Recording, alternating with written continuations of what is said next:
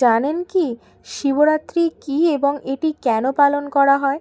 তাহলে শুনুন। সৃষ্টির একাধিক গুরুত্বপূর্ণ কাজ সম্পূর্ণ হয়েছিল এই দিনে। পৌরাণিক মতামত অনুযায়ী দেবী দুর্গা গিরিরাজ এবং রানী মেনকার কন্যা, যিনি উমা ও পার্বতী নামে পরিচিত, তিনি কঠিন তপস্যার পর শিবকে তিনি তার স্বামী রূপে পেয়েছিলেন। এই রাতে শিব ও পার্বতী মানে শিবশক্তির মিলন হয়েছিল। এই রাতে ব্রহ্মা ও বিষ্ণুর অহংকার ভঙ্গ করতে শিব অনন্ত জ্যোতির্লিঙ্গ রূপে আবির্ভূত হন। মহাশিবরাত্রি হচ্ছে একটি গুরুত্বপূর্ণ হিন্দু ধর্মীয় উৎসব। এই মহাশিবরাত্রি ফাল্গুন মাসের কৃষ্ণপক্ষের চতুর্দশী তিথিতে পালিত হয়। যতটুকু জানা ছিল ততটুকুই আপনাদের সাথে শেয়ার করলাম। সারাদিন উপোসের পর এতক্ষণে আমার জল ঢালা সম্পূর্ণ হলো।